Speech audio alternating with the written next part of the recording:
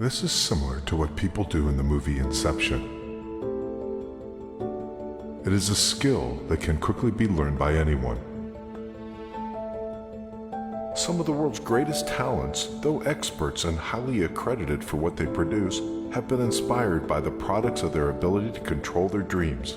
Scientists like Albert Einstein, Nikola Tesla, and Richard Feynman used lucid dreaming to visualize some of their theories and solve challenging problems. In 1965, Paul McCartney composed the entire melody for his hit acoustic song Yesterday in a Dream. Responsible for smash hits like The Terminator, True Lies, and Titanic, James Cameron has cited that the idea of the movie Avatar came from one of his lucid dreams. Since the movie Inception, Leonardo DiCaprio became one of the most famous celebrities associated with lucid dreaming, and not just because of the character he played. He has since said that even before the movie, he was a lucid dreamer. Lucid dreaming allows you to get profound insights into your own psychology. Sigmund Freud said, "Dreams are the royal road to the unconscious." In a lucid dream, you are aware that you are dreaming. This allows you to vividly experience and remember your dreams, but most importantly, you can control them. A firm distinction must be made between stressful dreams and lucid dreams. On the one hand, the first one can imply you are dreaming that you're late for a very important meeting, and when you finally arrive, everything is closed and no access is granted. A lucid dream, on the other hand, can feel incredibly real and may have the same effects on you as if it actually happened. Basically, you are aware of dreaming in the moment, and sometimes you can also take action in such dreams and direct them as a genuine screenwriter. There are two main aspects of the brain that are held responsible for such lucid dreaming states. Our higher cognitive abilities are controlled by the frontotemporal cortex. During normal dreams, even though stressful ones, it is inhibited. Lucid dreaming changes the brain in the terms of requiring it to take part in a higher level of activity. There is an increase in gamma waves, which represents the frequency of a normal brain activity. When lucid dreaming takes place, these gamma waves are synchronized with other neurons that work on a frequency of conscious awareness and executive functions. Some of them are the voluntary actions and decision-making. Numerous scientists have shown their interest in figuring out how we, by ourselves, can determine the brain to enter into such lucid dreaming states. The reason behind this desire is that we can better understand how consciousness works and how it is formed. Also, there are several practical uses that can greatly help in many situations.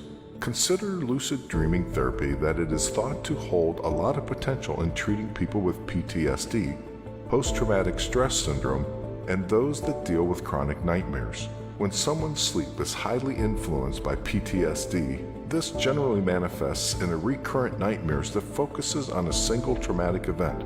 People dealing with this disorder get to feel so terrified that they become anxious, and as a result, insomnia and disturbed sleep negatively impact their daily lives. However, lucid dreaming therapy can be a great help for those who are constantly haunted by nightmares. They can understand that what they are dreaming is not part of reality, and so they can redirect their nightmare scenario toward a positive or neutral direction. Understanding how lucid dreaming can be done comes with other great opportunities because you can improve your motor skills through visualization. Many fields use this technique, which has proved to greatly improve performance in sports, music, and even in the medical field. People can actually rehearse their motor skills by using mental imagery in the process of rehabilitation. After the nervous system has gone through a serious damage, they recover their healthy hand control and that of other motor tasks. This works because imagination works. When you create an image in your mind of performing a motor action, the same neural structures are activated as when you actually perform it. This is also valid for dreamed actions. But how does one become a lucid dreamer? There are several methods that can help you induce lucid dreaming, but it's best if you ask a professional's advice. While some techniques may work for one person, it is not necessarily mandatory that it will work out for you as well.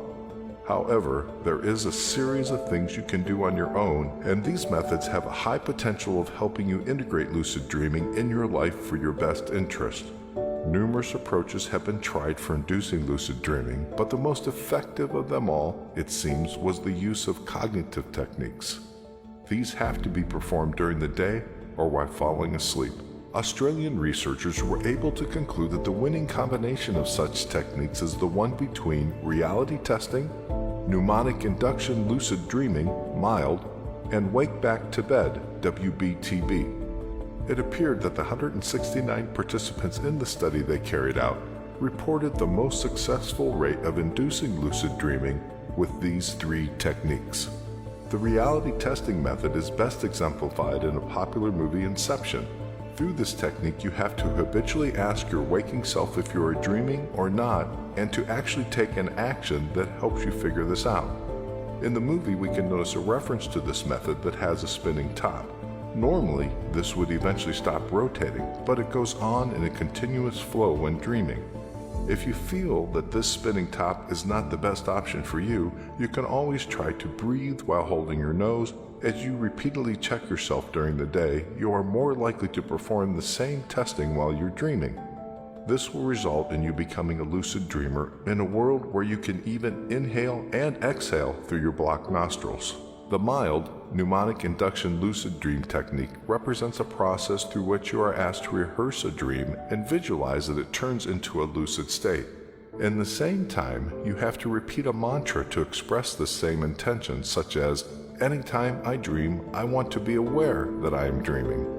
The best results come if you practice it during the time you go back to sleep while performing the wake back to bed method. This WBTB action requires you to set your alarm clock to 1 or 2 hours before your usual waking time. As the alarm rings, you wake up for a couple minutes and then you go back to bed. This short time of awakening increases your cortical activation in the key parts of your brain that take part in the lucid dreaming process. This is when you slip back into REM, rapid eye movement, sleep phase, where lucid dreaming can occur. Moreover, it seems that you might have increased chances of including lucid dreaming if you press the snooze button multiple times. Any of these techniques don't come easy for everybody. You need to put in a lot of sustained effort so that you can witness visible results. Nowadays, there are numerous programs that are meant to induce lucid dreaming by using flashlights, vibrations, or certain sounds during the REM phase of sleep. The mechanisms follow the idea that these are incorporated into dreaming content. They will alert the dreamer that he is dreaming. However, any of these external stimulation methods has to be used with extreme care. Otherwise, each stimuli will not get incorporated into the dream content, or even worse, the person will wake up. Each technique has to be specifically used according to the person's traits. For example, you might be a lighter sleeper than others, so the intensity of such external stimuli should be applied according to each individual's wake-up moment. There are certain REM sleep movements when the brain is most receptive. This, among others, is an aspect to keep in mind when using such stimulating techniques. Again, asking for a professional's advice is mandatory if you want to implement this inducing lucid dreaming process the right way. Apart from such methods, drugs are suggested as another way of inducing lucid dreaming. Galantamine, used to treat Alzheimer's disease, can help with this process of lucid dreaming, especially if it's administered while performing the WBTB or MILD methods. However, research is still yet to firmly state how safe and effective it is, especially considering the fact that it can bring along many side effects. Even though lucid dreaming has been deeply explored in the recent years, there is still a long road to travel until anyone will be able to successfully use an inducing technique. There are lots of successful lucid dreamers walking our reality, and that just goes to show you that the discipline of controlling your dreams rests in your hands. Will you try it tonight? Are you already a lucid dreamer?